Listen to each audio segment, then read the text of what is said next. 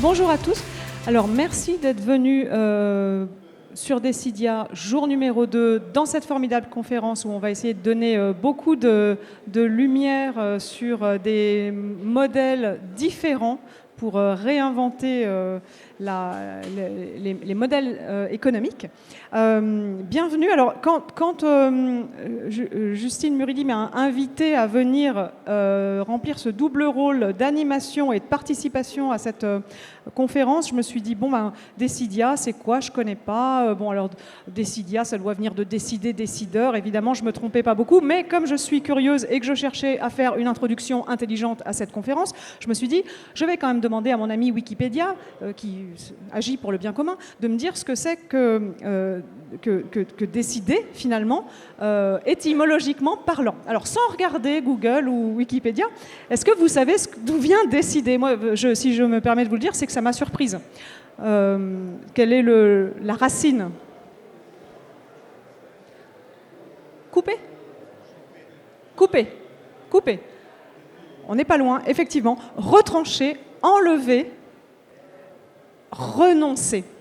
Je trouvais ça super intéressant parce que effectivement, quand on est dans la position de décider, il faut bien laisser une solution ou quelque chose de côté pour en choisir une autre. On dit que choisir, c'est renoncer, et ça me parle, parce que pour moi, renoncer, c'est choisir. Donc moi, je suis Céline Puffardichvili. Au-delà d'avoir un nom compliqué, on en a plein la bouche. J'ai aussi coécrit un livre qui s'appelle « L'entreprise contributive ». Concilier le monde des affaires et les limites planétaires. Vaste programme, vaste chantier, avec Fabrice Bonifay.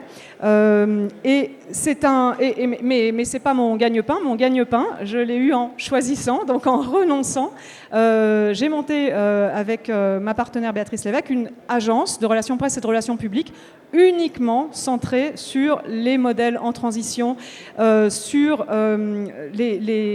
peut-être ce qui est en train d'émerger si on fait le constat que l'économie aujourd'hui devient un petit peu difficile à maintenir. Donc, moi, j'ai choisi de faire ça. Donc, il n'y a pas de leçon, ni de morale, ni quoi que ce soit. C'est juste que je me suis dit, si je fais de la com, j'ai certainement plus d'impact à travers mon travail que simplement, entre guillemets, au travers de mes habitudes de consommation, par exemple. Parce qu'en fonction de... Si je fais un super bon boulot, mes clients vont être très, très, très, très visibles, et en fonction de ce qu'ils prônent et ce qu'ils véhiculent, c'est bon signe ou pas bon signe, ça va dans un sens ou dans l'autre. Et donc, aujourd'hui, vous êtes tous des décideurs, si vous êtes venus au salon Decidia, donc vous avez un impact à travers votre travail, en amont parce que vous faites partie d'une chaîne avec peut-être des fournisseurs, peut-être des partenaires, et puis en aval parce que vous avez des clients, qu'ils soient entreprises ou particuliers, et puis à l'intérieur de votre entreprise, vous avez un impact sur vos collaborateurs, et puis bien au-delà. Donc tous les jours, vous êtes face à des choix, vous devez choisir, vous devez faire des choix, à mon sens, qui sont éclairés, responsables et orientés. Éclairés dans le sens où vous prenez des informations, et le monde est de plus en plus difficile à lire pour un décideur, pour un chef d'entreprise. Donc, qui est-ce qui vous nourrit pour que vous puissiez prendre les bonnes décisions? Où est-ce que vous vous informez? Comment est-ce que vous vous formez? Des choix responsables. Responsables envers qui? Envers peut-être son patron, si on est décideur, mais qu'on a quand même un patron, envers des actionnaires, envers des parties prenantes, ce qu'on appelle les parties prenantes, peut-être le territoire, peut-être vos salariés, et puis peut-être vos propres enfants. On appelle ça les générations futures pudiquement, mais moi j'aime bien me dire que c'est un peu plus impactant quand on pense à ses propres enfants. Et puis des choix orientés, mais orientés vers où?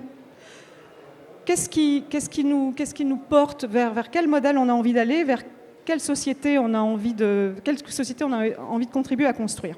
Voilà, donc hier, pour si quelqu'un qui était là lors de la conférence ultra inspirante avec Laura Le Sueur et Gérald Kersanti. Bon, alors hier, on a beaucoup parlé d'Alexandre le Grand, de Steve Jobs et de Nelson Mandela. Donc c'était très inspirant, on parlait de leadership.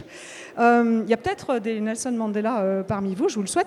On a parlé de la part d'ombre des leaders, mais aujourd'hui, je voudrais qu'on parle de la part de lumière des décideurs qui ont déjà entamé cette transition et qui ont beaucoup à partager. Donc on va parler de cette touche dans un tableau qui fait le tableau. Vous savez, on dit, et vous l'avez entendu hier, on est un flocon dans l'avalanche, on n'est pas responsable, mais vous êtes l'avalanche.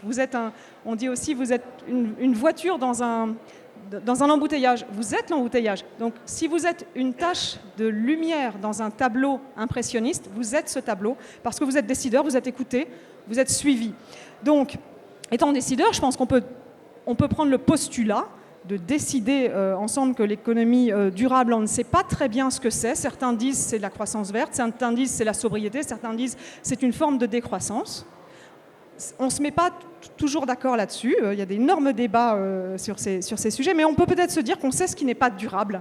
Et on peut prendre comme premier choix le choix de voir que le système économique actuel ne tient plus. Il lutte nu, il ne tient plus. C'est-à-dire qu'à un moment, tout le progrès rimait avec mieux être en termes de santé, en termes de bien-être, en termes de richesse, ici, ailleurs, partout. Et puis aujourd'hui, on voit qu'on a atteint une forme de plafond. On a parfois explosé le plafond environnemental, ressources, biodiversité, limites planétaires, et le plancher social. C'est pas évident non plus.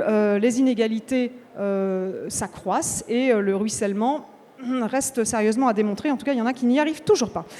Alors, si vous êtes OK, aujourd'hui, on est là pour assurer votre avenir, c'est le titre de la conférence. C'est pas moi qui l'ai trouvé, mais je me dis que c'est un bon pari. On peut se demander pourquoi on a envie d'assurer cet avenir, pourquoi chacun a ses raisons. Ça peut être des raisons de recrutement, une marque employeur, ça peut être parce que la concurrence vous y pousse, ça peut être parce que vous voyez des lois arriver, la SCSRD est là pour ça aussi, pour obliger les entreprises à reporter. Ça peut être pour votre résilience, ça peut être pour votre conscience, je ne sais pas. Mais en tout cas, aujourd'hui, j'aimerais qu'on parle du comment, parce qu'il y a énormément de freins. On appelle ça des freins sociotechniques qui sont absolument partout. Et pourtant, certains y arrivent. Donc aujourd'hui, ces témoignages ultra inspirants vous sont offerts par Isabelle Clouet de Solucir. Vous accompagnez des projets en économie circulaire. Stéphane Durand, vous êtes quelque part maître d'ouvrage vers la régénération à travers Synergie Développement et en tant qu'associé de Alpes Valais. Et Philippe Cotet, vous êtes DG de Cofiem, un pionnier dans tout ce qui est reconditionnement de matériel électronique industriel, donc de la seconde main, depuis 30 ans quand même.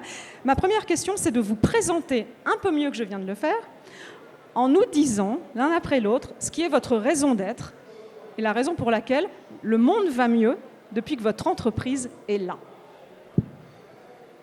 Non, mais alors allez-y, moi je dis honneur aux dames. Oui. Bonjour à tous, donc Isabelle Clouet, moi je représente aujourd'hui l'association Solucir. Est-ce que certains d'entre vous ont déjà entendu parler de Solucir ? Oui ? Il y a des membres aussi dans la salle. Donc Solucir, c'est le réseau des acteurs de l'économie circulaire sur les Pays de Savoie. Ce réseau, il est jeune, il vient de fêter ses 3 ans. Il fait suite à une démarche territoire zéro déchet, zéro gaspillage qui avait été animée sur le territoire avec 4 collectivités allant de Chambéry à Annecy. Et il regroupe aujourd'hui environ 200 membres, plus de 200 membres, qui sont à la fois des solutions pour l'économie circulaire, qui sont à la fois des entreprises en transition et des accompagnateurs de l'économie circulaire, allant de la TPE jusqu'à la grande entreprise et en passant par les institutionnels, les collectivités, les structures d'enseignement. Donc c'est vraiment une très grande diversité et c'est le but de Solucir, puisque notre raison d'être, c'est alors c'est très ambitieux, mais pour nous c'est nécessaire, c'est ambitieux, voilà, et nécessaire. Et c'est ambitieux parce que nécessaire, on va dire. C'est de faire de l'économie circulaire le modèle prépondérant de l'économie de territoire. Voilà. Et pourquoi on a créé ce réseau ? Parce que pour mettre en œuvre l'économie circulaire, et Céline l'a déjà un petit peu amorcé, eh ben, il y a effectivement des freins, c'est complexe, c'est compliqué et surtout c'est complexe de faire autrement. Et on a besoin justement de fédérer un réseau d'acteurs, de créer une dynamique. Et voilà, ce qui fait que ça va mieux, enfin, ce qu'on apporte au territoire, ben, c'est justement de créer cette dynamique vertueuse autour de l'économie circulaire. Alors, moi, je suis Philippe Cotet, je suis le directeur général de Cofiem Electronics, donc société qui est basée au nord de Lyon, à Trévoux, dans l'Ain. Notre raison d'être, en fait, c'est de proposer à nos clients, et nos clients industriels, des solutions pragmatiques dans la gestion du maintien en condition opérationnelle de leurs équipements, surtout obsolètes, et des solutions éco-responsables sur le traitement des équipements électroniques dont ils n'ont plus besoin, c'est-à-dire leurs déchets des 3 E. Et aujourd'hui, on s'est rendu compte, quand je dis aujourd'hui, non, c'est faux, ça fait déjà 30 ans qu'on fait ça. On s'est rendu compte qu'il y avait des solutions aujourd'hui pour permettre à vous, aux industriels qui sont potentiellement dans cette salle, de pouvoir continuer à utiliser leurs équipements bien après la date de fin de commercialisation des équipements électroniques qui peuvent être montés dessus, en fait. Et ces solutions, elles ont aussi un gros avantage, c'est qu'elles sont éco-responsables. C'est-à-dire que d'un côté, on va récupérer, on va collecter du matériel chez des industriels dont ils n'ont plus besoin, matériel qui partait avant à la destruction, à l'enfouissement, éventuellement au recyclage, et encore, on ne sait pas trop dans quelles conditions. Et en récupérant ce matériel-là, en fait, de le reconditionner, c'est-à-dire reconditionner, leur redonner tout leur potentiel de fonctionnement à équivalent de matériel neuf, pour le remettre dans l'industrie auprès d'autres clients qui, eux, en ont encore besoin. Alors c'est vrai qu'on traite énormément d'obsolescence, on parle de matériel qui a aujourd'hui 20, 21, 25, 30, 40 ans, et qui permettent à nos clients de pérenniser leurs équipements sur la même durée, 25, 30, 40. On a même des équipements aujourd'hui qui sont à 50 ans. Donc voilà, et donc c'était un modèle aussi, une idée qu'on a eue à l'époque, il y a 30 ans, de se dire, tiens, qu'est-ce qu'on peut proposer à nos clients pour pouvoir continuer à fonctionner. Et tout ça vient d'une anecdote toute simple. On a un client qui est venu nous voir une fois, il était en panne, c'est à l'époque où on faisait de la conception de cartes électroniques, et il est venu nous voir en nous disant, le fabricant n'existe plus, je n'ai plus de carte électronique disponible, et l'usine est en arrêt de production. Donc, il faut trouver une solution. Et la solution, ça a été de réparer la carte en urgence. Et ce client-là est revenu le lendemain avec une caisse complète de cartes électroniques en disant « J'ai tout ça en panne, je ne sais pas quoi en faire ». Et on a commencé, voilà, il y a 28 ans, on a commencé avec ce scénario-là sur la maintenance, avant d'embrayer après sur le reste. Mais bon, on développera, je pense, un peu plus tard. Oui, parce que je vais vous demander un exemple concret, donc ça pourra l'alimenter. Et si vous voulez bien nous expliquer vous aussi votre raison d'être. Oui, alors moi c'est Stéphane Durand, j'ai créé une société qui s'appelle Synergie Développement dans le territoire savoyard il y a 24 ans bientôt. J'appartiens à différents collectifs, je donne mon énergie dans différents collectifs, dont la société principale que je viens d'annoncer. Et la raison d'être de finalement tous ces collectifs, c'est pareil, c'est assez ambitieux puisqu'on n'a pas peur des mots, c'est d'accélérer la transformation du monde en lien avec les grands enjeux sociaux et écologiques. Alors ça fait une mission assez importante, mais pour autant on en a besoin. Alors ça se fait par les petits pas, ça se fait avec un geste particulier.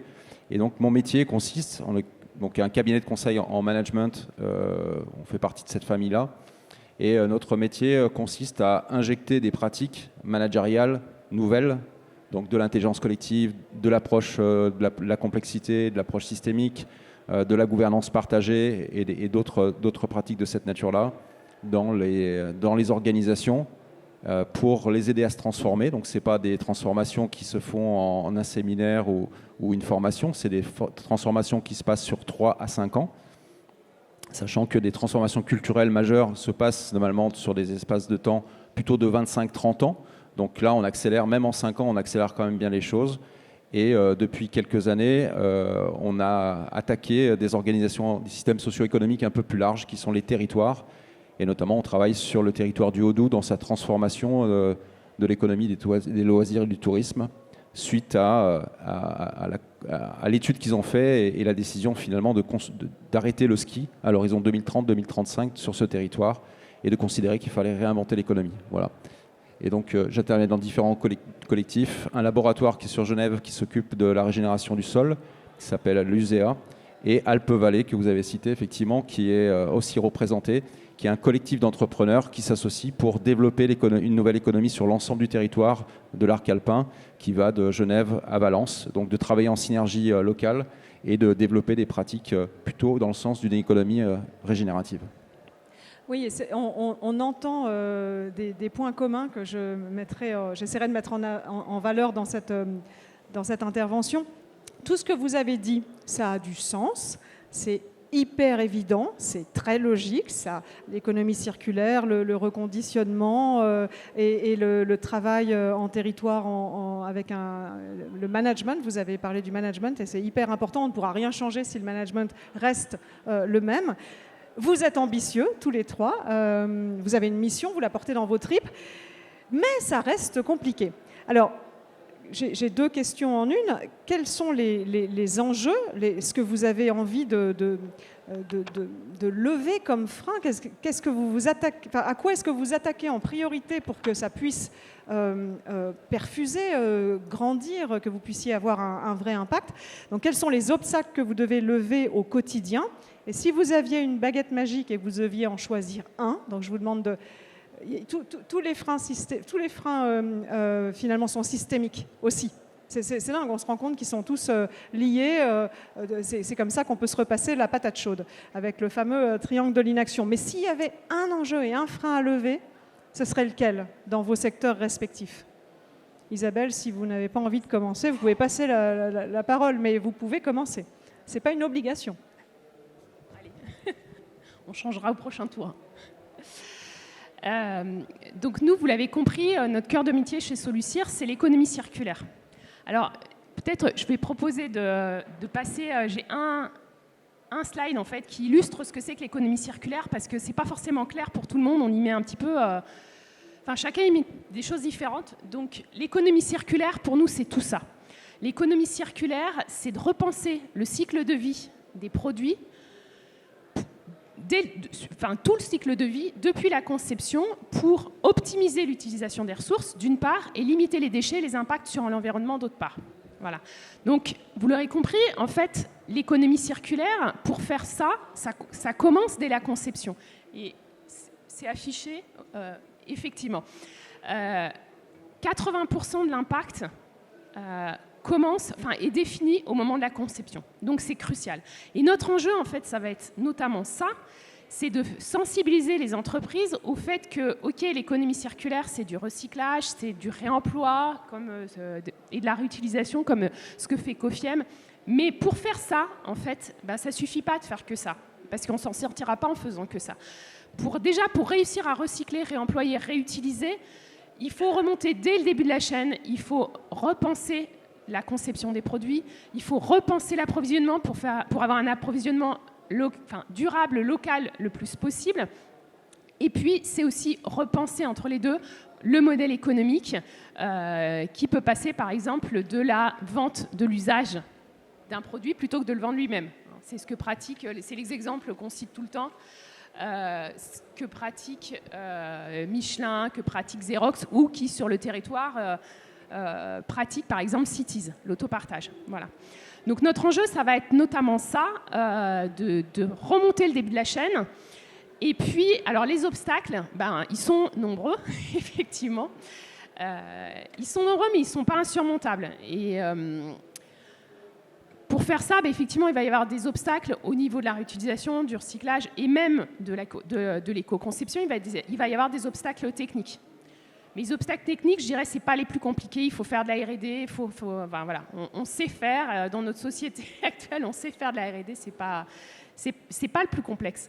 Il y a des obstacles aussi réglementaires, notamment sur tout ce qui est recyclage pour valoriser des déchets, sortir du statut de déchets. Ça, c'est un autre obstacle. Mais le plus complexe, celui auquel vont se heurter la majorité en fait, des acteurs qui vont aller sur ces schémas-là, ça va être le modèle économique.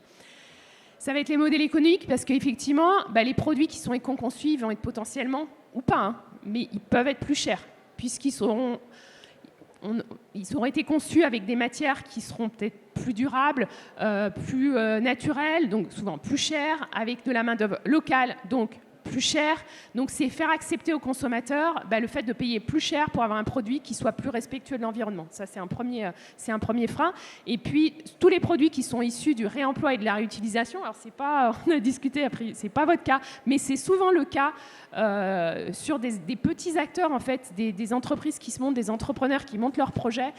Quand on monte un projet de réemploi, à un moment donné, effectivement, il faut collecter les déchets. Et c'est ça qu'on a du mal à comprendre. C'est pourquoi c'est plus cher. Parce qu'il faut collecter, il faut ensuite potentiellement désassembler, il faut caractériser, puisque vous allez vous trouver avec des produits qui ont, par exemple, des skis ou du bois, qui a chaque produit a sa caractéristique, sa dimension propre. En tout cas, on n'est pas sur de la série comme on a l'habitude de pratiquer.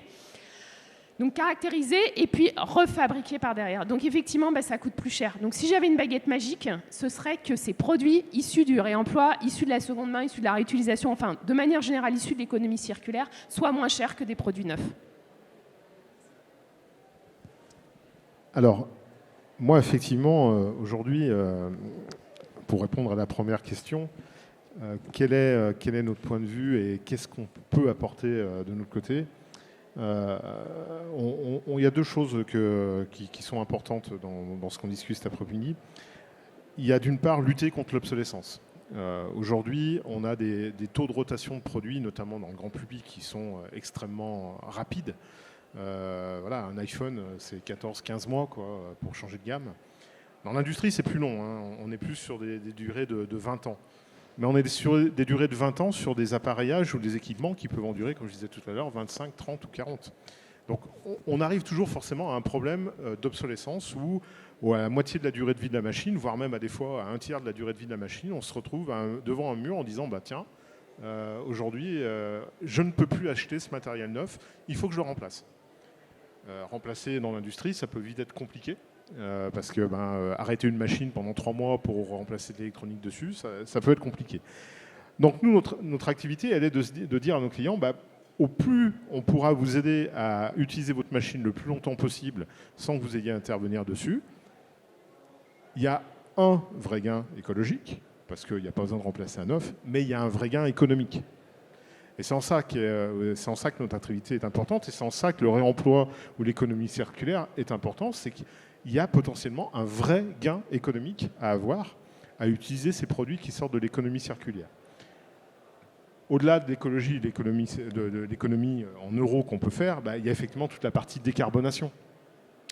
Alors j'utilise le mot à la mode que tout le monde utilise, c'est un peu exprès pour provoquer, mais la décarbonation aujourd'hui, effectivement, entre un produit neuf qui va coûter peut-être 1000 en coût carbone et un produit reconditionné qui va en coûter 50, dans quelques temps, de toute manière, les industriels feront le choix des achats en se disant, tiens, mon produit neuf, il fait 100 euros, mais il fait 1000 en coût carbone, et le produit reconditionné, il fait peut-être 100 euros, mais il fait que 50 en coût carbone. Donc j'aurais plutôt intérêt d'acheter le matériel reconditionné qui coûtera moins cher. Donc ça, effectivement, c'est l'idée qu'on propose à nos clients. Et le vrai frein qu'on rencontre, c'est la confiance. C'est-à-dire que nous, ça fait 30 ans qu'on se bat avec nos clients. Et le nombre de fois où j'ai entendu au début, vous êtes la 5e roue du carrosse, vous êtes le mal nécessaire. C'est-à-dire que si j'avais le choix, je continuerais à acheter du neuf, mais je n'ai pas le choix, donc je vais acheter une carte reconditionnée. Ça a duré longtemps, et ça perdure encore chez certains, où on me dit encore aujourd'hui, moi si je peux acheter du neuf, j'achète du neuf, parce que je ne veux pas être embêté. Et si j'avais une baguette magique aujourd'hui, c'est effectivement de se dire, mais comment faire en fait pour donner confiance aux industriels, de dire, mais allez-y, l'économie circulaire peut, si on s'adresse aux bons interlocuteurs, bien sûr, peut avoir les mêmes garanties qu'un produit neuf. Et ça, j'aimerais que ça puisse effectivement être une évidence sans qu'on soit obligé de passer par des obligations légales de dire il faut acheter. Pour ça, par contre, ça demande, et on l'a pas évoqué, moi je l'évoque à ce moment-là, de se dire qu'il est quand même nécessaire que les acteurs de l'économie circulaire soient des gens sérieux, voilà, et qui fassent ça avec conviction et aussi avec l'intérêt des clients qui sont derrière. Voilà. Et c'est en ça pour moi que c'est assez important de notifier qu'on ne pourra pas avoir la confiance, que ce soit du grand public ou de l'industrie, si en face, on n'a pas des produits de qualité. Et Stéphane ? Voilà, alors les difficultés que je rencontre dans mon métier sont liées à la matière que je travaille. En fait, on est sur le champ de l'innovation de rupture. Alors, j'aime pas bien ce terme innovation parce qu'en fait, c'est assez galvaudé. Tout le monde fait de l'innovation aujourd'hui. Mais l'innovation, c'est l'amélioration du passé. Donc, on est sur les mêmes choses, mais un peu différent. L'innovation de rupture, c'est elle qui va s'inscrire dans un paradigme très différent. On dit qu'il faut accéder à des niveaux d'apprentissage quand on veut développer l'innovation de rupture qui sont de niveau supérieur. Donc si je fais référence par exemple à l'approche systémique, Gregory Bateson, pour ceux qui connaissent, on est sur un apprentissage de niveau 2. C'est-à-dire qu'il faut réinventer la manière de penser, de réfléchir pour pouvoir inventer des solutions qui sont adaptées à la problématique qu'on essaye de traiter.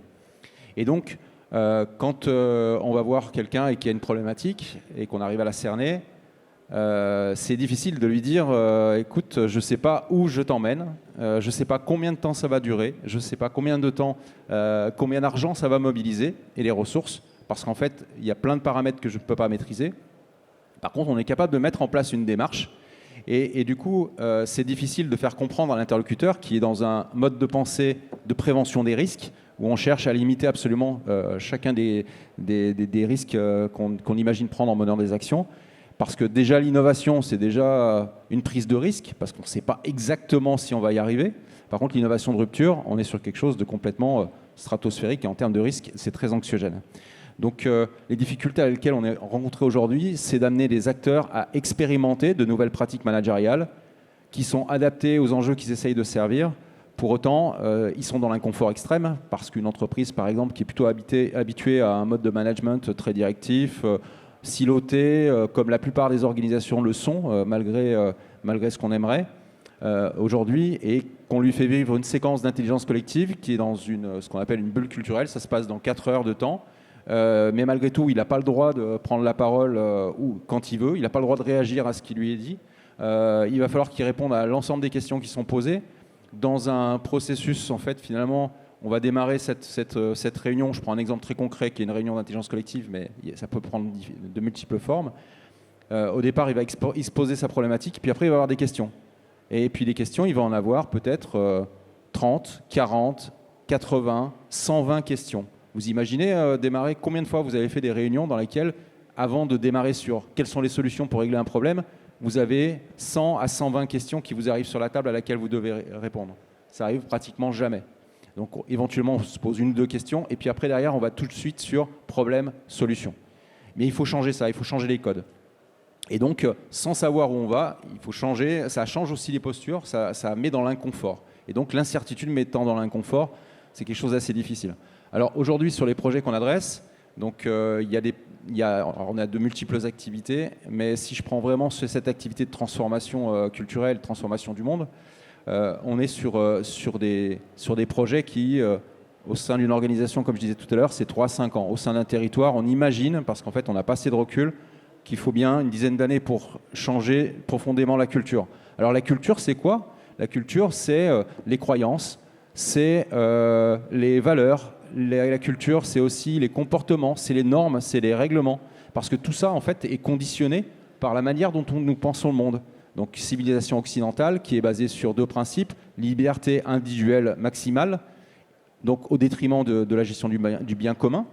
En tout cas, ça s'est déréglé depuis une vingtaine, une trentaine d'années avec le néolibéralisme, où finalement, on est passé d'un libéralisme avec une gestion des communs et malgré tout, à quelque chose de complètement débridé où chacun fait ce qu'il veut. Donc, par exemple, le droit de la propriété, on fait ce qu'on veut sur une propriété. Alors, ça commence à changer un petit peu, mais si je veux détruire une parcelle de terrain, j'ai cette possibilité.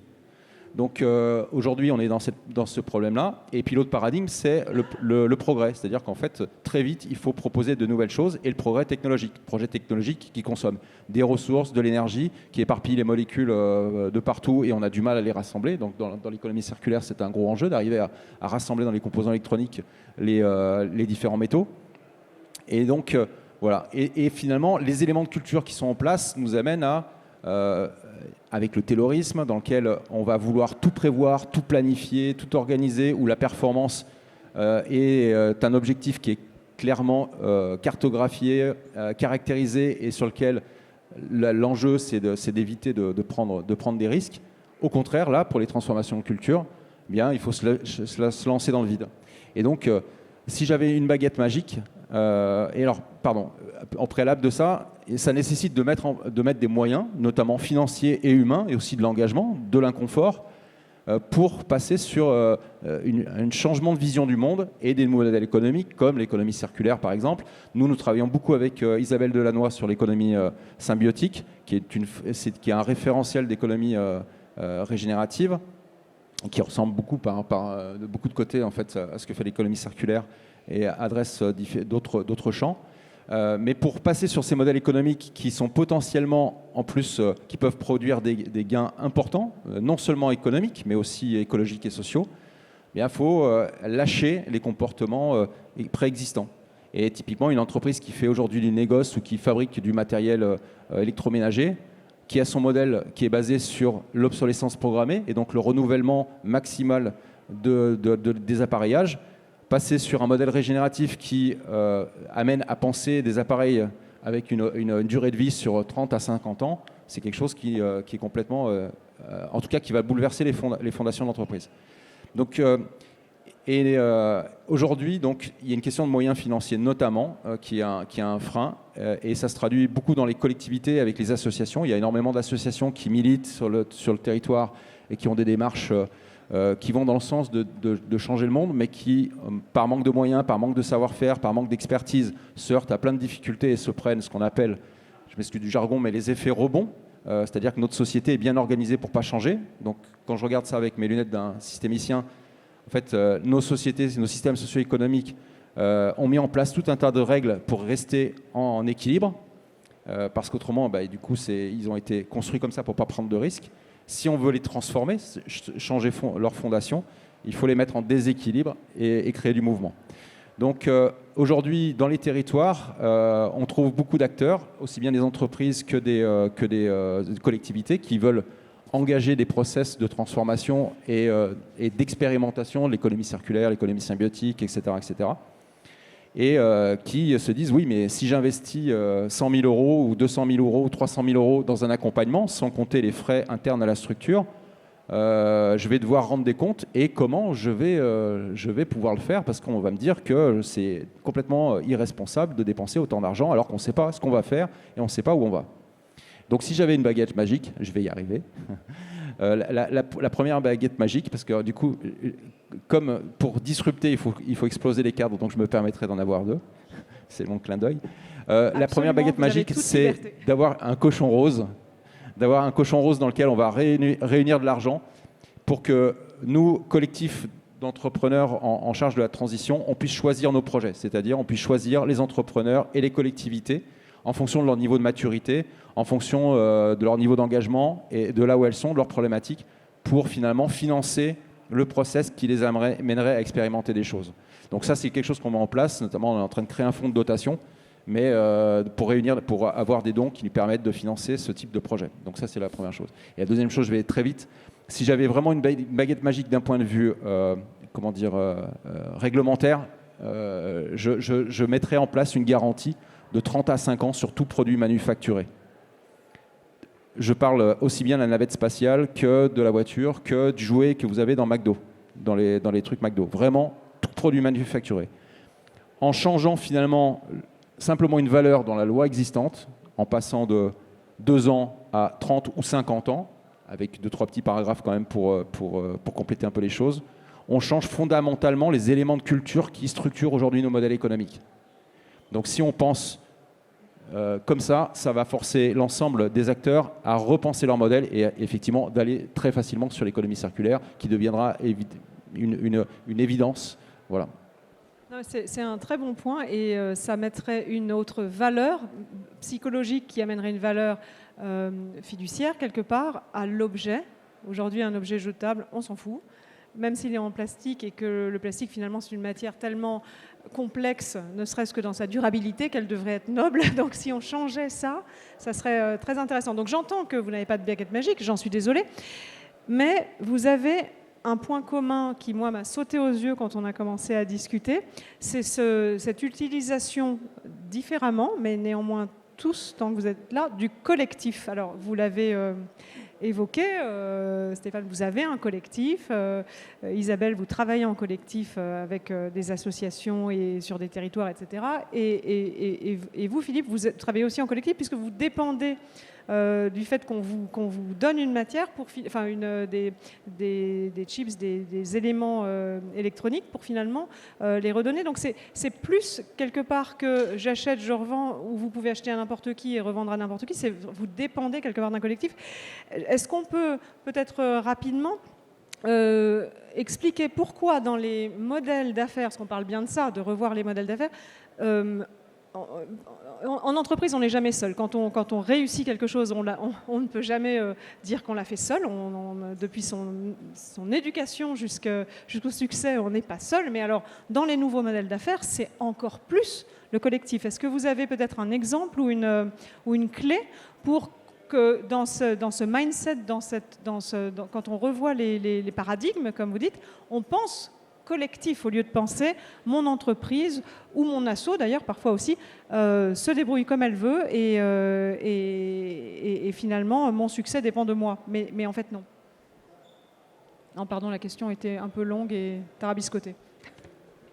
On avait dit que c'était pas moi qui recommençais, mais bon, j'y vais. Alors oui, effectivement, vous l'avez évoqué, le collectif est important, c'est-à-dire que de toute manière, nous, dans notre activité, il y a 3 acteurs.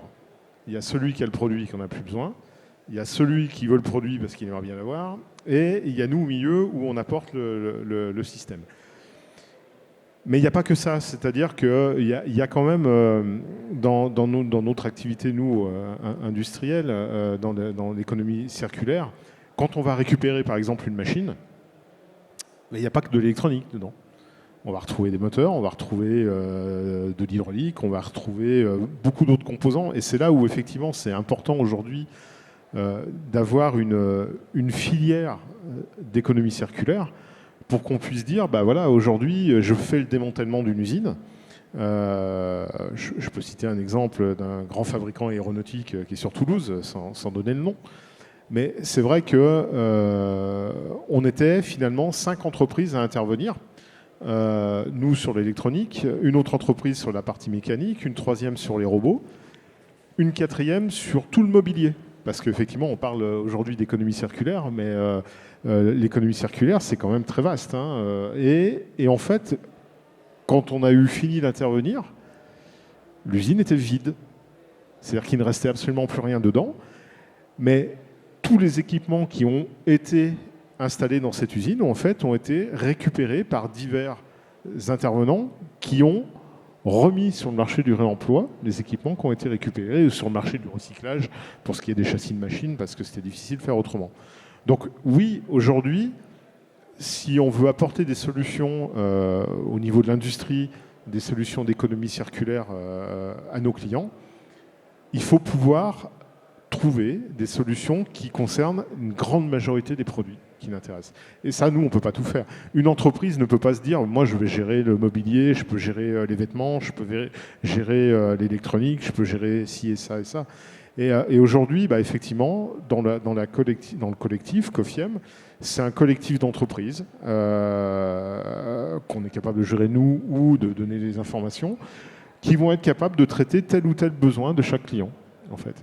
Et ça, c'est quelque chose, effectivement, qui a un vrai intérêt pour nos clients. C'est un vrai intérêt pour l'ensemble de la planète, puisque bah, ça permet quand même de réutiliser du matériel. J'avais un autre exemple, moi, d'une entreprise qui... je ne sais pas pourquoi ils avaient fait ça, hein, mais ils ont racheté tout le mobilier des bureaux, donc il y avait une centaine de bureaux, 2 semaines avant de changer, 2 mois avant de changer de bâtiment, en fait. Et ils ont changé de bâtiment, ils ont laissé tout le mobilier qui avait 2 mois, quoi, et qui était voué à la destruction, en fait. Et on a pu trouver, nous, un intervenant qui est dans l'Ain aussi, hein, et qui a pu récupérer tout le mobilier pour lui redonner une seconde vie. Voilà. Pour moi, le collectif, il est là. Et de toute manière, aujourd'hui, on est un peu tous dans la même galère. Hein. Je pense qu'on en parlait, mais il y a une chose qui va nous rattraper aujourd'hui, c'est le climat. Hein. Donc, je pense qu'on a tous intérêt aujourd'hui, de façon collective, à voir l'intérêt, et pas que l'intérêt économique, hein, mais l'intérêt éthique aussi de l'économie circulaire ou de changer de modèle de fonctionnement. Et ça, on ne peut pas le faire seul dans son coin. Voilà. Merci Philippe. Effectivement, le collectif aussi qui rend agile, parce que ce que vous donnez comme exemple, c'est peut-être des choses imprévues, mais parce qu'il y a le collectif, vous pouvez trouver des solutions plus facilement. Stéphane, vous voulez réagir ? Oui, alors cette notion de collectif, en fait, est assez paradoxale, puisque on a l'impression qu'il faut se forcer à penser collectif, alors qu'on est dans une société, et la société, c'est forcément un collectif. Simplement, on a perdu de vue, parce que progressivement, au fil des décennies, des siècles, on s'est déconnecté de l'obligation d'être avec les autres et d'être en connexion avec la nature, parce que les moyens technologiques et les solutions qu'on a aujourd'hui nous offrent la possibilité de nous moquer quand il pleut. Quelque part, ça n'a pas vraiment d'incidence. Les animaux sauvages, on s'en est débarrassé. Les maladies, on s'en est pratiquement débarrassé. Il reste que 2-3 virus là, qui nous embêtent un peu, mais voilà, donc quelque part, finalement, les éléments naturels, on a réussi à s'en affranchir, donc on se déconnecte. Et puis, de la même façon, la société est bien organisée pour qu'on soit plutôt dans le combat avec nos voisins que dans la qualité de la relation. Donc, la première chose par rapport au collectif, c'est de prendre de la hauteur et de s'apercevoir qu'on est dans un collectif et qu'on n'a pas le choix. Et de toute façon, ça fonctionne comme ça, et qu'on est interdépendant. Qu'on soit conscient ou inconscient, qu'on le veuille ou pas, nous sommes interdépendants. Aujourd'hui, si je prends l'exemple de la production d'énergie, il y a beaucoup de projets dits de résilience qui disent voilà, il faut installer nos propres moyens d'énergie, de production d'énergie, comme ça on sera résilient. C'est complètement faux, puisqu'en fait on est toujours dépendant des matériaux et des savoir-faire qui sont pas forcément locaux, et qui peuvent être très éloignés, notamment la production des métaux, des matériaux de base. Donc c'est cette conscience qu'on est dans un système qui doit prédominer aujourd'hui, alors qu'on a tout fait ces dernières années, ces dernières décennies, voire siècles, pour se séparer de tout ça. Après, en quoi c'est important pour nos activités ? Évidemment, déjà pour penser le monde, donc l'intelligence collective. Aujourd'hui, on a des problématiques complexes. Ce n'est pas en réunissant des experts autour d'une table et en leur demandant à chacun, dans leur domaine d'expertise, quelle est la solution, qu'on va trouver les solutions qui sont forcément transdisciplinaires. Donc c'est un premier enjeu, c'est de travailler en intelligence collective. Un autre aspect, c'est de recréer des systèmes qui sont moins complexes. Aujourd'hui, nos systèmes socio-économiques, donc nos pays, nos territoires, toute notre économie est interconnectée et éminemment complexe. C'est-à-dire aujourd'hui, il n'y a plus personne qui sait vraiment ce qui se passe quand je prends une décision, quand je mène une action, et sur quel impact ça peut avoir sur quel acteur. Parce que c'est complexe, ça nous offre une certaine sécurité, robustesse. Par contre, les systèmes complexes qui deviennent trop complexes, au bout d'un moment, peuvent être dans une situation de déséquilibre et d'instabilité. Et c'est ce qu'on vit aujourd'hui et s'effondrer. Donc en fait, finalement, notre société elle a deux alternatives. C'est soit transformer ses fondations et ses modèles, soit s'effondrer. Aujourd'hui, on est là-dessus. Et je vais rappeler juste qu'on n'a jamais réussi à transformer une civilisation depuis le début de l'humanité. Donc il y a les civilisations qui renaissent, qui se recréent, mais aujourd'hui on est face à un enjeu, comme on n'a jamais non plus réussi une transition écologique ou énergétique. Ça c'est pareil. Donc il faut bien être conscient qu'on ne sait pas faire. Donc il faut apprendre et donc accepter et être humble par rapport à ces enjeux-là.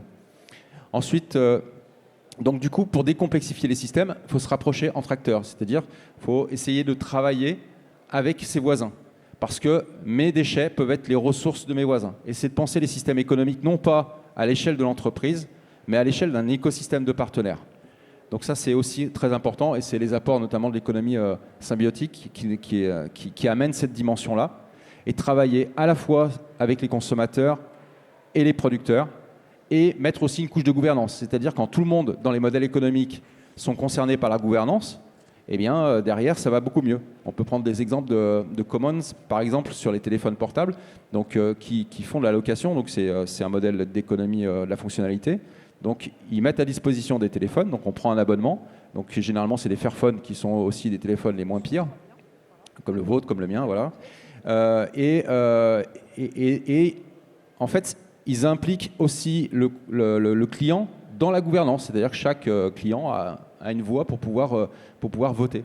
Et donc, ce qui fait que, parce que les clients se sentent intégrés dans l'entreprise, parce que les clients ont du coup la capacité d'influencer, même modestement, les décisions qui sont prises, ils sont intéressés à ce que le produit dure. Donc, ils vont prendre soin de leur téléphone et ils vont le faire durer, etc. etc.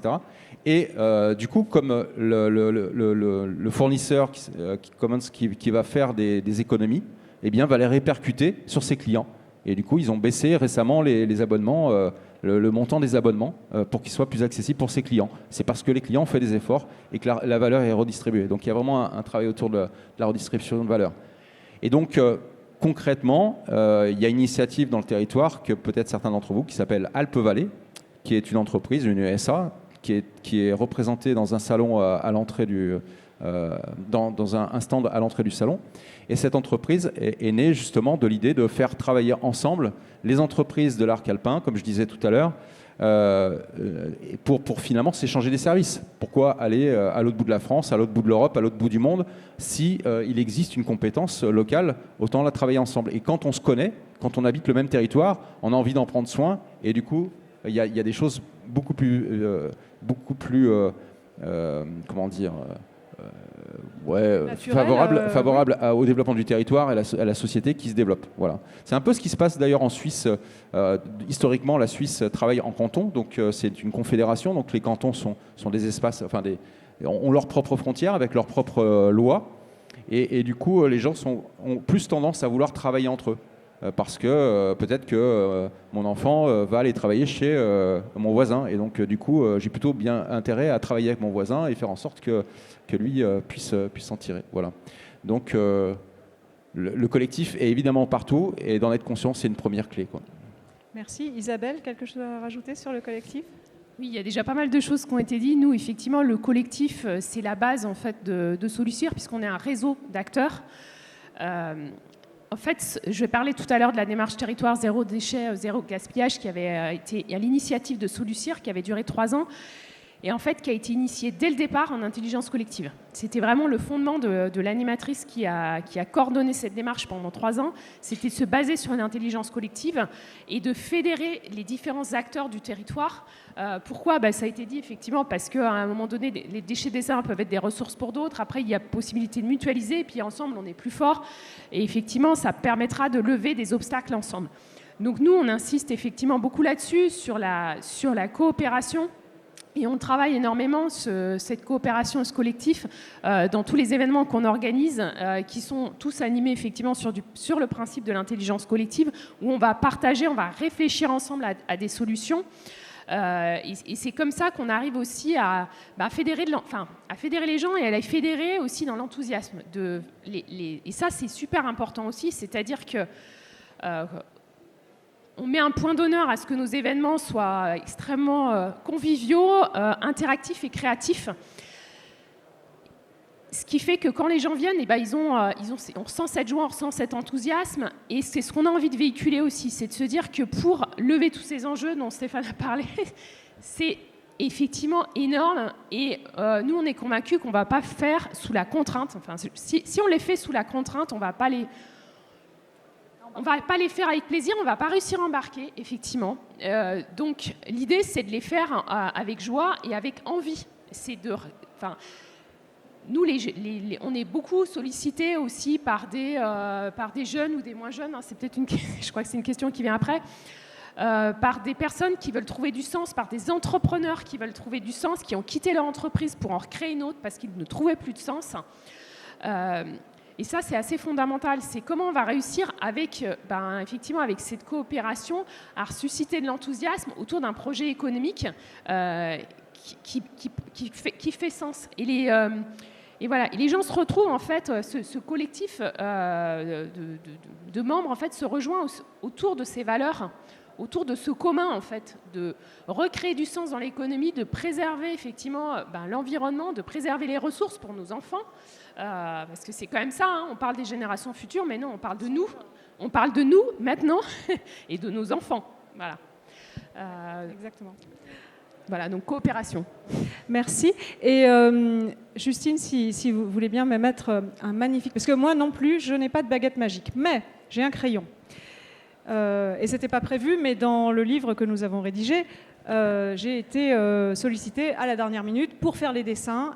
Et ça aussi, c'est se mettre en zone d'inconfort total. Mais ce qui était sympa, c'est que du coup, j'ai pu faire exactement ce que je voulais. Et quand on a écrit ce livre avec... Fabrice Bonifay, on avait dans l'idée, déjà moi j'avoue que j'étais un peu faussement humble, un peu flemmarde, en disant « Ouh là là, un livre sur l'économie contributive, l'entreprise contributive, on ferait mieux de demander aux gens de contribuer ». Donc on a commencé par un blog où on demandait aux gens de contribuer, je trouvais ça très malin.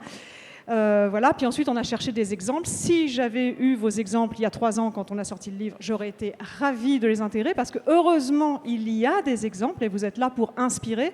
Et dans ce livre, ce qu'on a voulu faire, c'est donner une forme de méthode basée sur l'observation, parce que c'est évidemment en observant ce qui se passe autour de nous, ce qui ne marche pas, mais ce qui marche aussi, qu'on peut essayer de trouver. Donc on a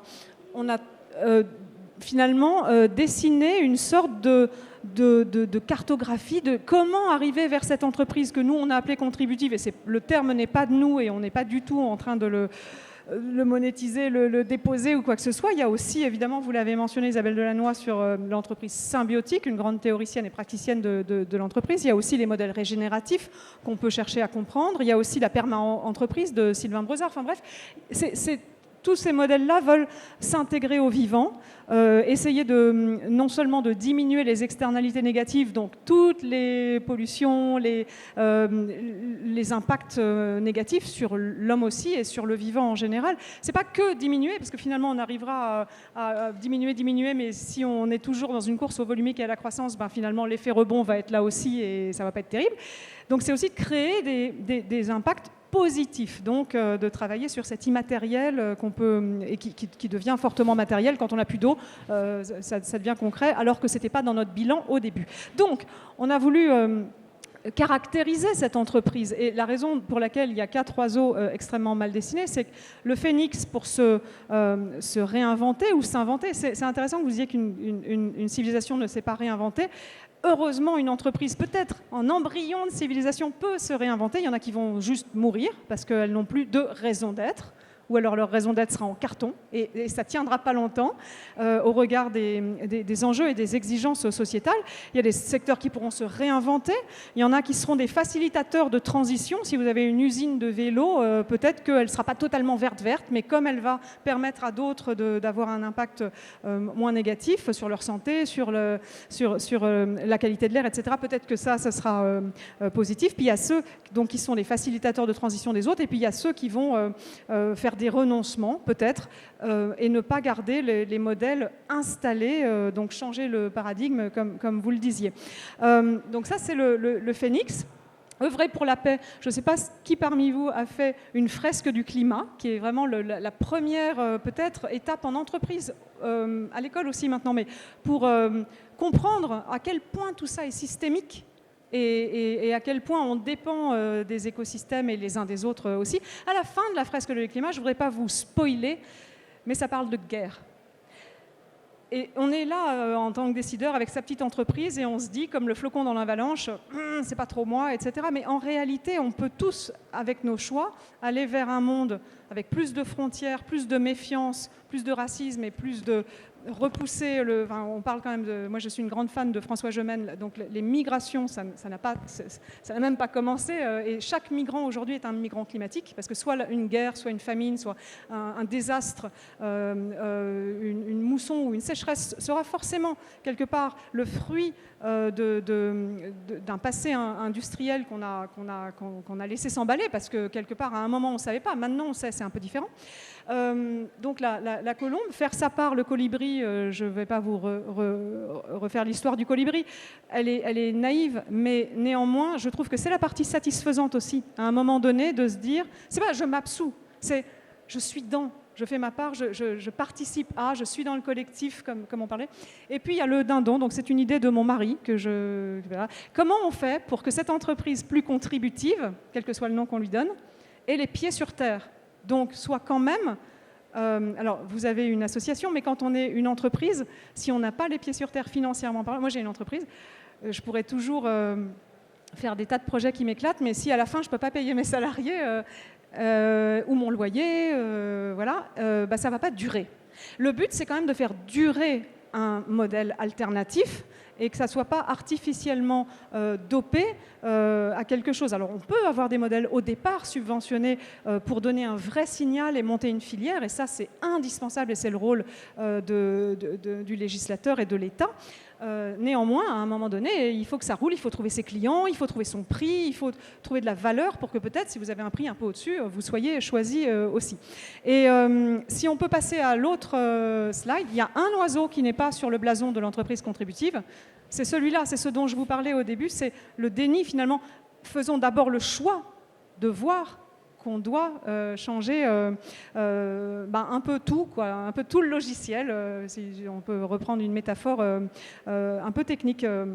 Donc en gros, nous dans ce livre qui n'est pas une Bible, qui est juste peut-être, en tout cas nous c'était notre leçon d'observation et moi, en accompagnant des clients qui sont en transition, j'absorbe, je sais faire que ça en fait. Donc c'était un petit peu l'idée. On s'est dit qu'il y avait 5 planètes à aligner et vous en avez largement parlé, la raison d'être. Donc pourquoi on fait ce qu'on fait? Si on n'a pas de réponse à ça, à un moment donné, si c'est pour prendre un budget parce que sinon quelqu'un d'autre le fera, je parle en tant qu'agence de com, il faut que je prenne ce budget, sinon quelqu'un d'autre le prendra. Ben non, ce n'est pas une raison d'être suffisante.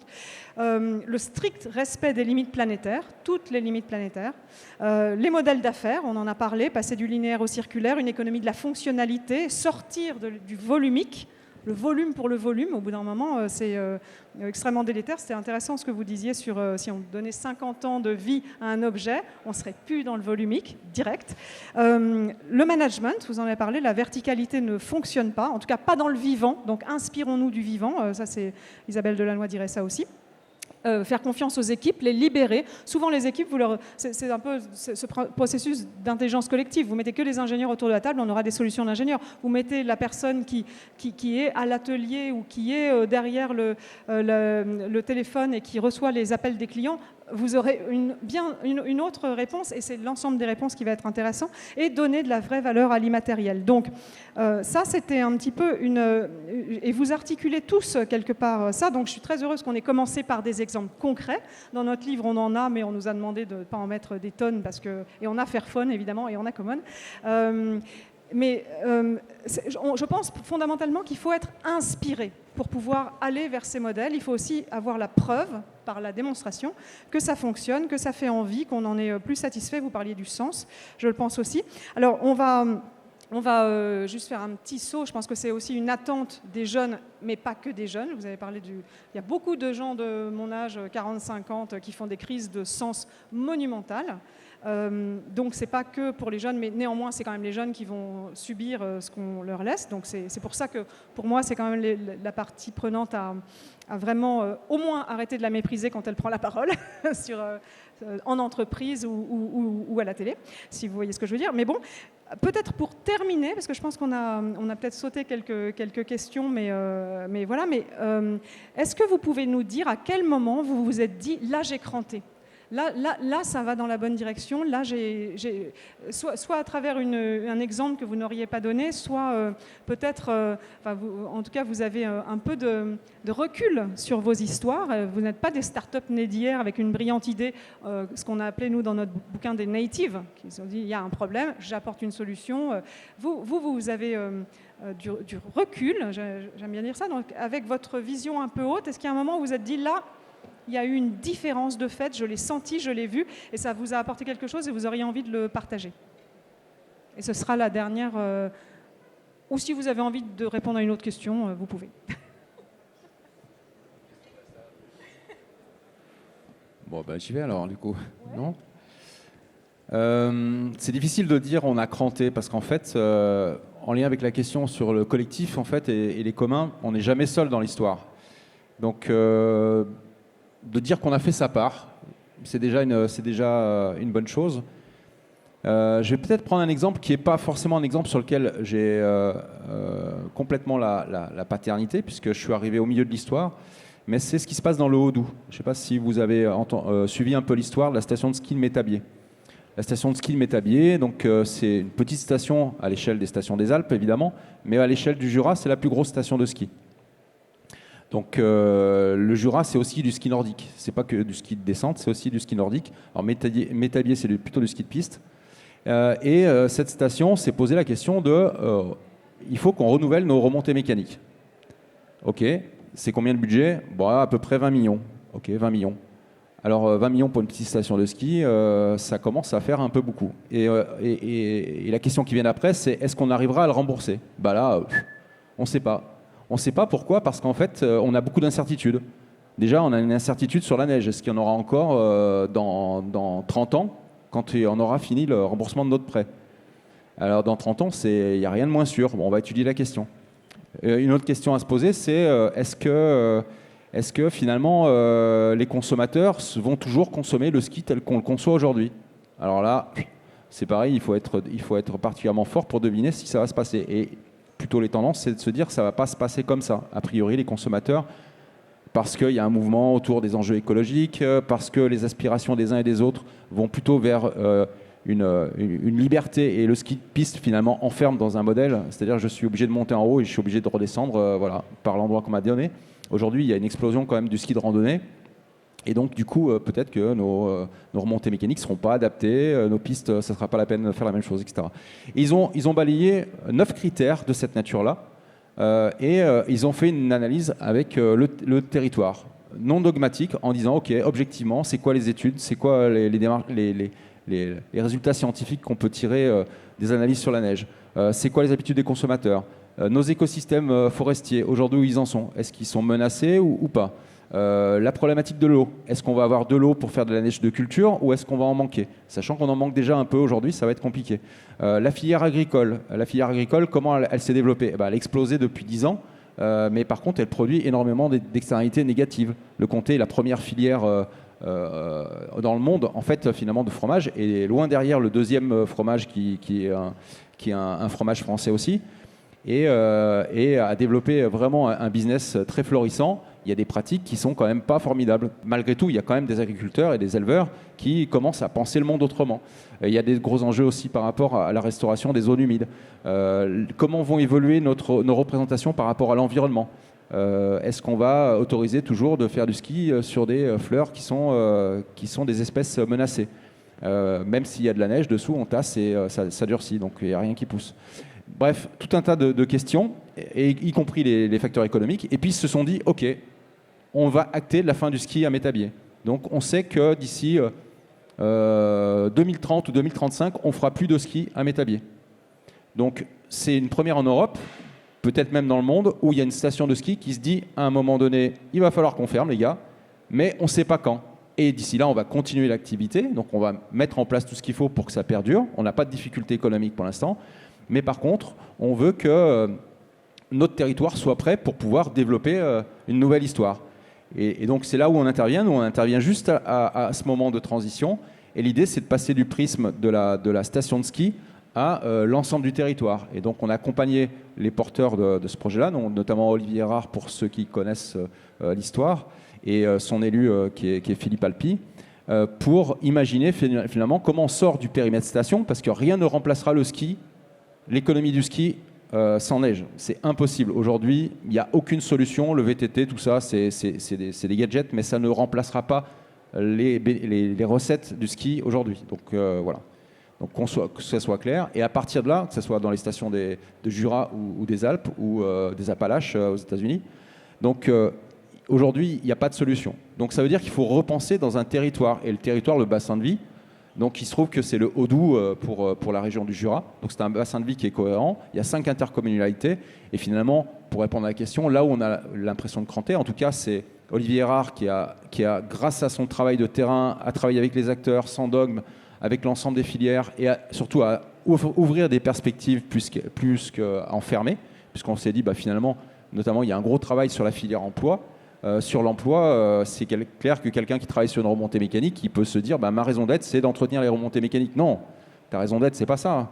Tu as une compétence, tu es mécanicien, tu as des talents, tu peux forcément les exercer pour d'autres besoins du territoire. Et comment on repense l'économie à l'ensemble du territoire? Donc nous, on intervient sur ce passage-là. Olivier avait cranté pas mal de choses et nous, on l'a aidé à aller plus loin. Jusqu'à au mois de mai, on a réuni 90 personnes, des élus, des techniciens des collectivités, donc sur l'ensemble du territoire, représentatifs de toutes bien sûr le loisir et le tourisme, mais aussi l'agriculture, la protection de l'environnement. On a eu des scolaires qui sont venus, on a eu des lycéens qui sont venus participer à la réflexion. Nous avons eu des socioprofessionnels, bien sûr, des gens qui vivent de l'économie du loisir et du tourisme et d'autres socioprofessionnels. Et donc l'idée, c'est qu'avec ces personnes-là, on les a interrogés sur, OK, on vous présente les éléments de diagnostic, est-ce que vous les comprenez? Est-ce que vous êtes d'accord avec? Qu'est-ce que vous contestez? Et ça a permis un échange de débat, un débat apaisé pour pouvoir traiter de cette question qui est quand même difficile. OK, il n'y aura plus de neige dans notre territoire, et la neige, ce n'est pas simplement un loisir. La neige, c'est vraiment une identité culturelle forte dans le Jura. Et ensuite, comment on se projette? On fait des propositions de modèle économique, plutôt une économie régénérative, avec des critères. Est-ce que vous êtes d'accord avec ça? Avec quoi vous n'êtes pas d'accord? Et jusqu'à, OK, maintenant, concrètement, c'est quoi le prochain pas? C'est quoi nos priorités? Comment on se met en mouvement? Cette action-là, qui est un atelier qui a duré 4 heures, est en fait un point d'orgue visible de l'iceberg qui a été monté tout autour, une démarche qui s'installe sur 2 ou 3 ans, qui était partie déjà depuis 4 ans. Donc on va dire on est déjà sur un horizon de 6-7 ans déjà. Eh bien, ça a permis aux acteurs de s'accorder sur le fait que le diagnostic, OK, il était non négociable, on est d'accord. On n'est pas forcément content, mais il va falloir faire quelque chose et se mettre en mouvement. Ça crée aussi un espace de responsabilisation où chacun ressort en se disant « Ah ok, j'ai compris que je peux faire ma part ». Et je rejoins ce que vous disiez là. Même si ça paraît difficile, même si ça paraît impossible, il faut le faire parce qu'en fait, c'est à notre niveau. C'est à le niveau des sous-systèmes qu'on change les choses. Donc une entreprise qui veut faire évoluer drastiquement ses modèles économiques, il ne faut pas qu'elle commence au niveau de l'entreprise complète, il faut qu'elle commence déjà dans un service, sur un produit ou sur un service qu'elle fait, et travailler d'expérimenter. Et si ça marche, derrière, il va y avoir tâche d'huile, parce qu'en fait, finalement, une fois que ça marche, il n'y a pas de raison, si ça donne satisfaction, il n'y a pas de raison qu'on ne le mette pas en application. Mais il faut vivre des expériences pour arriver à cranter et donc oser expérimenter dans des périmètres sécurisés, petits, et de se dire que c'est par là que ça commence nécessairement. Voilà. Ça, c'est très concret de faire des expérimentations et d'en tirer une leçon et d'avancer pas à pas. Voilà, ça, c'est très concret. Exactement. Et il y a plein d'initiatives comme ça qui se déroulent. La tentation, des fois, c'est de créer des gros collectifs dans lesquels on va tous réfléchir ensemble et d'inventer des solutions. Par contre, ça, on sait que ça ne marche pas. Il faut travailler. Alors, bien sûr, plus il y a de monde, mieux c'est. Mais concrètement, il faut faire avancer par petits pas et à obtenir des succès à très court terme. Quand on mène, tout à l'heure je disais, un processus de transformation culturelle de 3 à 5 ans, dès les premières semaines, il y a des résultats déjà de performance pour l'entreprise. Mais on sait que ces résultats, il va falloir les pérenniser, les développer et s'aimer dans l'entreprise, dans l'organisation, pour que ça prenne. Voilà. Et ça, c'est important aussi, parce que quand on a même si c'est des petits résultats, ça donne une très grande fierté de les partager et donc d'essaimer peut-être dans des collectifs qui auront été un peu... Est-ce que, Philippe et Isabelle, vous avez... parce que j'ai conscience qu'on a dépassé, et merci pour votre temps, et j'aimerais bien savoir si vous avez des questions dans la salle, mais est-ce que vous avez un point à amener sur un moment où vous avez cranté, que vous avez envie de partager, où vous vous êtes dit « ouais ». Alors, je ne vais pas partager. Enfin, moi, le point où j'ai cranté, c'était il y a très longtemps. Donc, parce que j'ai pris conscience, ce que je voulais partager, c'est peut-être de dire que nous, effectivement, on accompagne un réseau d'acteurs. Ce dont on se rend compte, c'est les entreprises qui ont cranté, qui sont vraiment engagées. C'est celles où le dirigeant était vraiment engagé. Où il a, alors on dit le dirigeant ou la dirigeante, mais c'est vrai qu'il y a beaucoup d'hommes. C'est-à-dire où le ou la dirigeante a une prise de conscience profonde de la nécessité de changer et d'engager l'entreprise dans l'économie circulaire ou dans la transition écologique. Parce qu'effectivement, on l'a dit, c'est pas simple. Donc, c'est-à-dire que si c'est que par opportunité économique, clairement, il ne faut pas le faire. Parce que ça va être compliqué. Et au premier obstacle, vous allez dire, non, c'est pas possible. Voilà. Ceux qui se sont vraiment engagés, c'est parce que voilà, il y a un moment donné, c'est soit un dirigeant qui s'est dit bah tiens, effectivement là, faut qu'on change par une prise de conscience qu'il a eue par différents biais, et qui a dit ok, qui a dit aux autres personnes de son entreprise, c'est bon, on va changer, on va aller dans cette voie. Et on va potentiellement aussi renoncer. C'est ce que Stéphane introduit, c'est bah oui, à un moment donné, il va falloir faire des renoncements. On ne pourra pas continuer avec une croissance volumique telle qu'on l'a connue jusqu'ici pour mettre en œuvre l'économie circulaire ou l'économie symbiotique, c'est impossible. Donc voilà, nous c'est vraiment, je dirais, c'est avoir cette prise de conscience. Et puis une fois qu'on est convaincu, à un moment donné, c'est plus possible de faire marche arrière. Donc voilà, moi je dis souvent, là où il y a la volonté, il y a un chemin, et ça j'en suis convaincue, c'est ce qu'on voit tous les jours. Et Philippe ? Alors, le crantage, moi je vois deux choses. Je vais parler pour mon métier. S'il vous plaît. Nous, je pense qu'on a imaginé il y a 22-23 ans, quand on a fait nos premières ventes en matériel reconditionné, en toute honnêteté, on n'était pas sur le volet on va sauver la planète. Il y a 23 ans en arrière, de toute manière, je pense que la conscience écologique n'était pas encore aussi impactée qu'elle est aujourd'hui par tout ce qu'on vit un peu partout dans le monde, et même ce qu'on a pu vivre ce matin, effectivement, est quand même tombé des hallebardes. C'est quand même les plus c'est venol, plus ça va, plus c'est plus compliqué.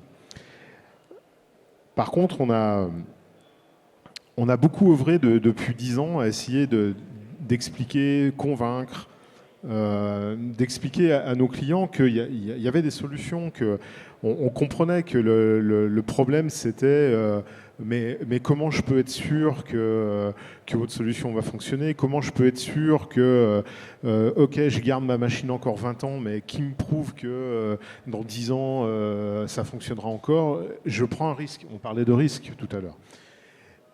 Et nous, on a commencé à cranter au début des années 2011-2012, quand enfin on a eu notre premier client qui a dit banco, on y va, on essaye. C'était un client, c'était en 2014, c'était un peu plus tard, c'était un client qui nous a dit bah voilà, moi, ma chaîne de fabrication s'arrête en 2019. On est en 2014 et Siemens, donc c'était un automate Siemens qui était monté sur la machine, a dit bah voilà, moi cet automate, je l'ai arrêté de fabrication en 98, on est en 2011, terminé, même plus en SAV, je ne veux plus en entendre parler. Et là, le client s'est trouvé confronté à un problème de dire bah voilà. Et c'était quand même courageux, parce que l'heure d'arrêt machine, c'est 5 000 €. Le remplacement de l'automate coûte 300 000 €. 3 jours d'arrêt machine. Est-ce que je prends le risque de partir avec Cofiem, qui me propose, moi, une solution de cartes électroniques reconditionnées qui vont mettre en stock chez nous et qui vont mettre en stock chez eux pour qu'on ne soit jamais en panne? Est-ce que je prends le risque, finalement, de me retrouver dans 2 ou 3 ans avec plus de solutions et devoir, en urgence, retrouver une solution pour rééquiper ma machine d'un automate neuf, en sachant que ça va me coûter 600, 700, 800 000 € parce que j'aurai les arrêts de production associés? Ou est-ce que, effectivement, on se lance dans l'économie circulaire et que, ma foi, on tente? Alors, en toute honnêteté, effectivement, notre solution était quand même 50 fois moins chère que celle de Siemens, puisqu'on était de l'ordre de 10 000 €. Ça aide à prendre la décision. Il n'empêche que les conséquences auraient pu être catastrophiques si entre-temps on avait coulé ou si entre-temps les cartes qu'on avait mis en stock ne fonctionnaient pas. Et quand on s'est dit, tiens, ça y est, il y en a quand même un qui prend le risque, on s'est dit, tiens, il y a quand même quelque chose qui bouge et qui change dans l'industrie. Au départ, pour un problème économique. Aujourd'hui, je vais remercier une société qui s'appelle Back Market ou Recommerce, c'est pareil pour en citer deux, des gens qui ont introduit dans le grand public la notion d'économie circulaire et de réemploi de matériel électronique. Et ça y est, ça rediffuse en bas. C'est-à-dire qu'aujourd'hui, les décideurs industriels qui ont commencé à prendre conscience qu'effectivement, on pouvait, et c'était fiable, on pouvait faire appel à l'économie circulaire pour continuer à utiliser des outils de production qui, en cas d'arrêt, coûtent quand même très cher. Un téléphone, on est tous d'accord, j'achète un téléphone chez Back Market, je le paye 300 €, dans 10 jours, il tombe en panne, je ne suis pas content, ça c'est sûr, mais je vais à Carrefour, je rachète un autre téléphone neuf et en moins d'1 heure, je redémarre. Un industriel, si je lui vends une carte électronique reconditionnée et que je suis l'un des rares seuls à l'avoir en France ou en Europe et qui retombe en panne 3 semaines après, c'est plus la même mayonnaise. Parce que là, on est sur l'arrêt de production, on est sur des coûts d'arrêt qui sont colossaux. Mais ça y est, on sent qu'il y a un vrai frémissement et un changement d'état d'esprit au sein des grandes entreprises et des petites entreprises. Et pour moi, le grand déclencheur, c'est 2021, c'est la pénurie. C'est-à-dire que la plupart de nos clients achetaient du matériel neuf. 2021, terminé. Plus de matériel neuf. Le matériel neuf, c'est au calendrier grec. C'est, et ben là, comment on fait? Eh ben, il n'y a plus qu'une seule solution, le réemploi. Parce qu'il n'y en a plus d'autres. C'est-à-dire que neuf, il faut que j'attende 9 mois, 10 mois, 1 an et demi. Et encore, il y a des produits, ça fait 2 ans qu'ils sont en arrêt de production. Ils ne savent même pas si un jour ils en auront d'autres. Contraints et forcés, et là ce n'était pas économiquement parlant, mais contraints et forcés par le manque de matières premières, par le manque de main-d'œuvre pour fabriquer les produits, tiens, qu'est-ce qui va se passer? C'est exactement ce qui va se passer dans 10 ans ou dans 15 ans. En 15 ans, on n'aura plus les matières premières, on n'aura peut-être plus la main-d'œuvre pour fabriquer les produits. Et 2021, pour moi, est le coup de semonce dans l'industrie qui dit « Oula !» Attention, ça peut s'arrêter. Là, ça s'est arrêté du jour au lendemain. Le nombre de projets qui se sont arrêtés, traditionnellement, les gros projets se font au mois d'août dans l'industrie. Si vous aviez vu en juillet 2021 la panique à bord, le nombre colossal de demandes qu'on a eu au mois de juillet, mais pour des 250, 300, 400, 500 cartes électroniques à commander, parce qu'en fait, les fabricants n'arrivaient pas à fournir. Et le nombre de projets qui se sont arrêtés au mois d'août avec zut, on ne peut pas changer la machine parce qu'il n'y a pas les pièces. Et moi, je pense vraiment que ça a été l'un des... nous, on l'a vu, hein, le chiffre d'affaires en moins de 2 ans a grossi, a explosé de plus de 100%. Pourquoi? Parce qu'en fait, on s'est trouvé face... Les industriels se sont trouvés face à ce qu'on disait tout à l'heure, c'est-à-dire que le jour où il n'y aura plus les matières premières pour fabriquer les produits, de toute manière, il n'y aura plus de solution. Et voilà, et moi je pense qu'il y a eu une prise de conscience au-delà de ce que prévoit l'Europe et l'État, c'est-à-dire, je ne vais pas dire que c'est du coercitif, mais aujourd'hui, avec le coût carbone, on va imposer aux entreprises de calculer le coût carbone de leur fonctionnement. Et puis en fin d'année, si le coût carbone est négatif, tant mieux. S'il est positif, ça sera tant d'euros la tonne de carbone. Et à la fin, on va payer une taxe carbone. C'est obligatoire. Et je pense que au-delà de ces taxes-là, c'est-à-dire encore effectivement de l'argent, je pense intimement que 2021 a été un vrai coup de semonce pour l'industrie, où on s'est dit, du jour au lendemain, ça peut être terminé. Ouais. Et merci, parce que là, c'est quelque part une contrainte qui vous a permis de cranter, de démontrer, de faire la démonstration de la viabilité, de la pérennité, du côté indispensable de votre solution. Et c'est peut-être un peu ce qui vous réunit aussi, c'est que quand les paramètres extérieurs changent, ça montre toute la cohérence de vos propositions de valeur. Alors on a un peu dépassé, je dois dire que j'avais la permission de l'organisateur, mais je vous remercie pour votre attention et j'espère que ça vous a inspiré, c'était le but. Est-ce que vous avez des questions ?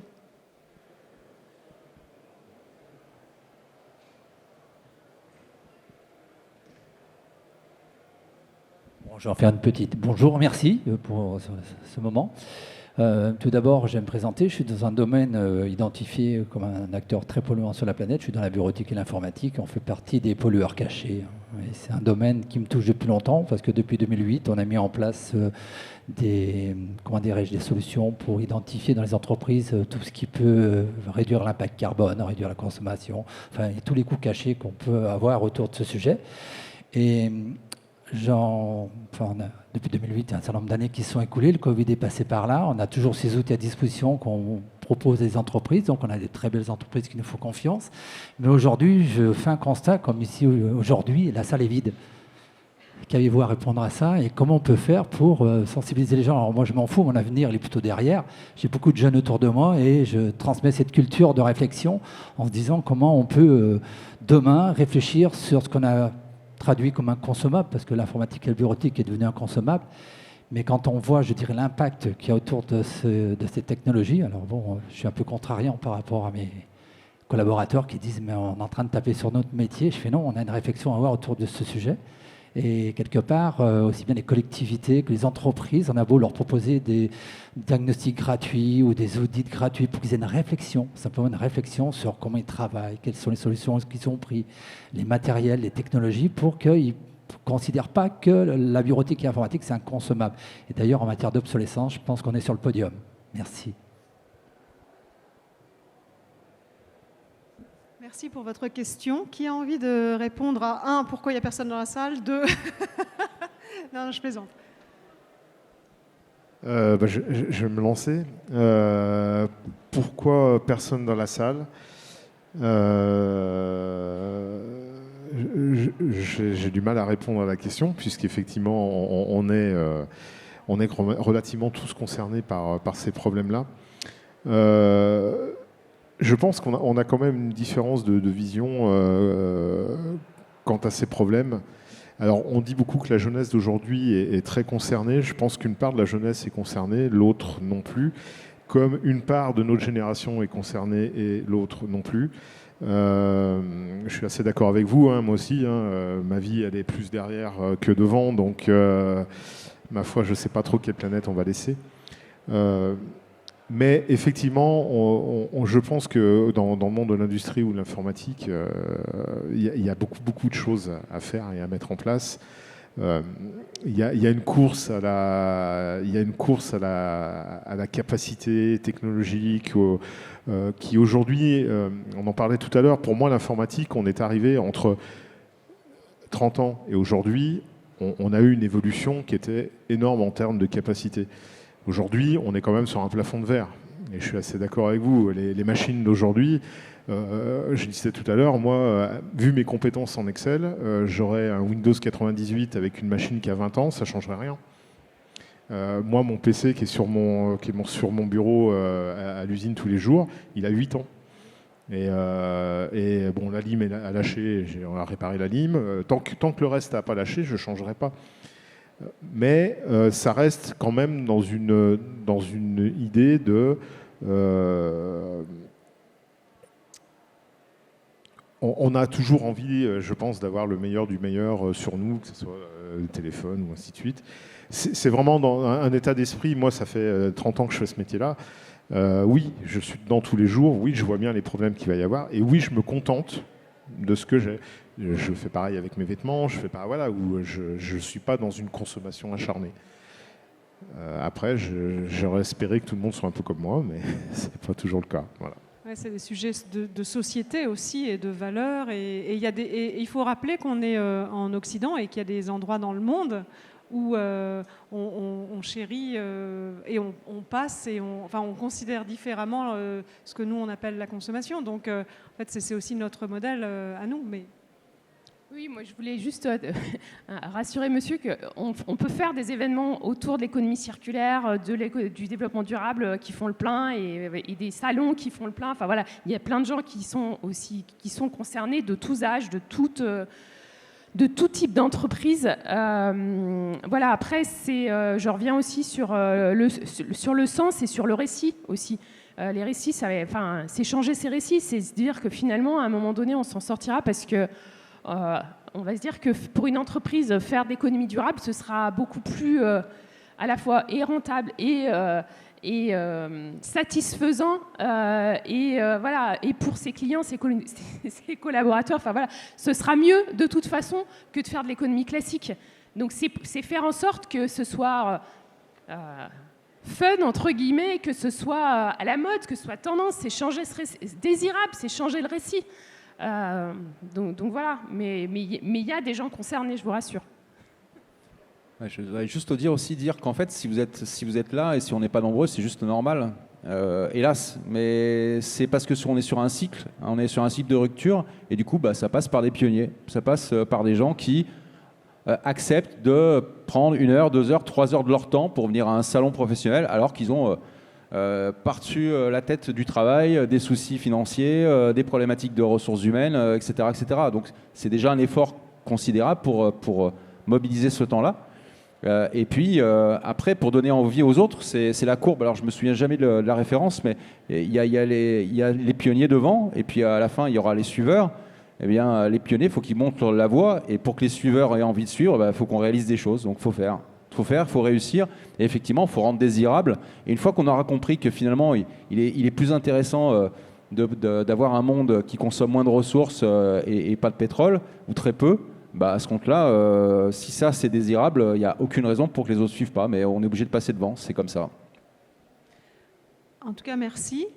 Oui, bien sûr, une dernière question, allez-y.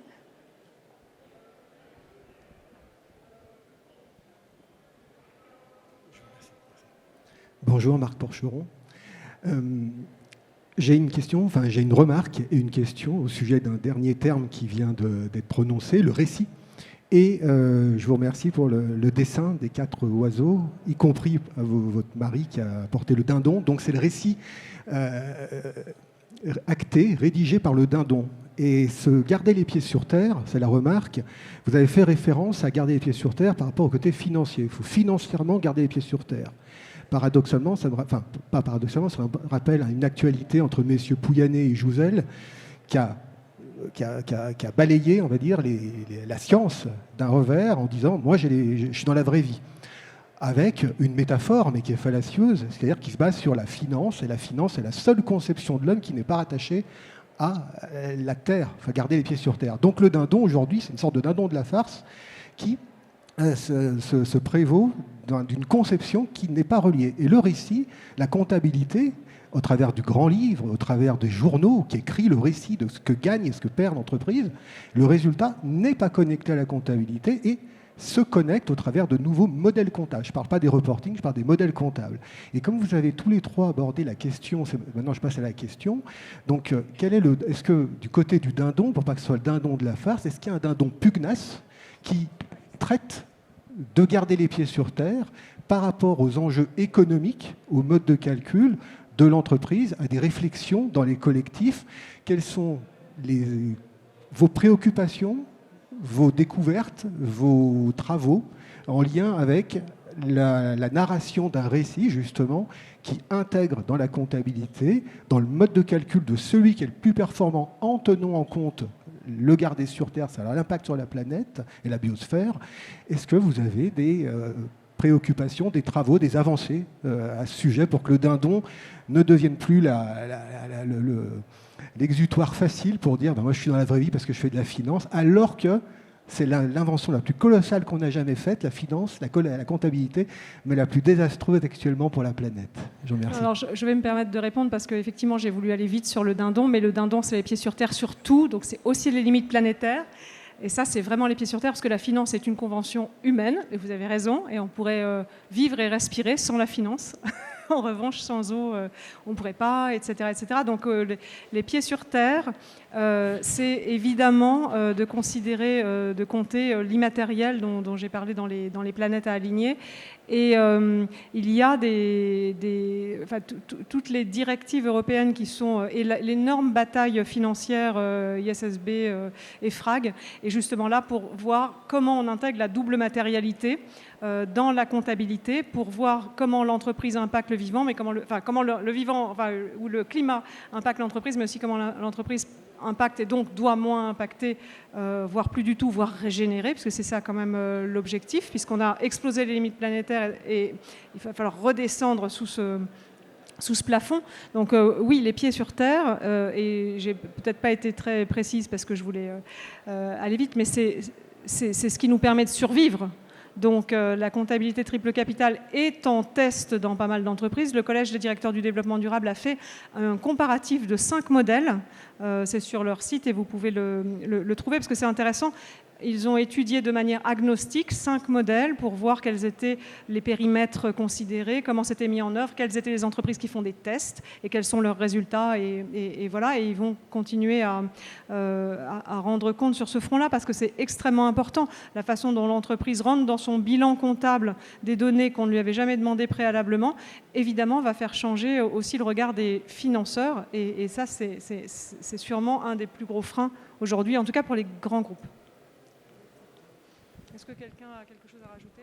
Oui, juste en fait, c'est notre regard, c'est le regard qu'on porte sur la performance d'une entreprise en fait. Donc c'est nos indicateurs. Le PIB est un indicateur qui est observé à l'échelle internationale. Pourtant, le PIB, plus on détruit, plus le PIB monte. Donc quelque part, c'est la manière dont on regarde. Et effectivement, aujourd'hui, une entreprise ne peut pas se livrer seule dans cette démarche. Elle peut faire des choses, mais elle est dans un environnement concurrentiel avec des règles. Et si on ne change pas les règles du jeu, ça ne marchera pas. Donc il faut à la fois du désir d'aller de construire des récits. Et pour construire des récits, faut faire émerger les récits. C'est-à-dire que ce n'est pas en se mettant sur une table, en griffonnant un récit, que les récits prennent corps. En fait, il faut expérimenter et communiquer autour de ces histoires et les mettre en lien, qui va permettre de faire émerger de nouveaux récits.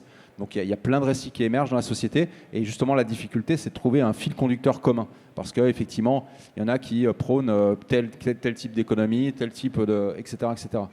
Et donc il y a un gros travail, comme vous le disiez, là, il y a une bataille en ce moment de haut niveau sur est-ce qu'on continue avec uniquement la monomatérialité, c'est-à-dire que l'aspect financier, ou est-ce qu'on intègre une double matérialité qui va combiner à la fois les impacts que l'entreprise a, positifs et négatifs, sur son écosystème social et puis écologique, et aussi à la fois ce dont elle a besoin, qui peut créer une fragilité dans ses modèles économiques. C'est-à-dire qu'une entreprise qui a un modèle économique extractiviste et qui ne veut pas changer ses sources d'approvisionnement, et qui du jour au lendemain peut se retrouver seule et ne plus pouvoir approvisionner ses matériels, a une fragilité. Et donc ça doit intégrer la comptabilité. Mais du coup, c'est des batailles, puisqu'en fait, Emmanuel Faber, l'ancien président de Danone, ou DG de Danone, du coup, est à l'état du USB et se bat pour le camp de ceux qui veulent garder la comptabilité telle qu'elle est aujourd'hui. Alexandre Rambaud et d'autres. Et l'Europe. Alors du coup, il y a quelqu'un que vous pouvez suivre sur LinkedIn qui s'appelle Alexandre Rambaud, pardon. Alexandre Rambaud, qui est un des chercheurs qui est le plus en vue sur ces sujets-là, et qui travaille notamment avec la ville de Grenoble pour faire des expérimentations sur la mise en place de la comptabilité CARE ou triple. Voilà. Mais c'est une vraie question. En tout cas, je voudrais vous remercier d'avoir été là. C'est ça qui est important aujourd'hui. Et vous remercier d'avoir répondu à l'invitation de Decidia pour venir témoigner de vos exemples inspirant, vraiment. Donc c'est ça dont on a besoin. C'est vous les nouveaux récits. Merci beaucoup. Merci à vous. Merci. Et expérimentez.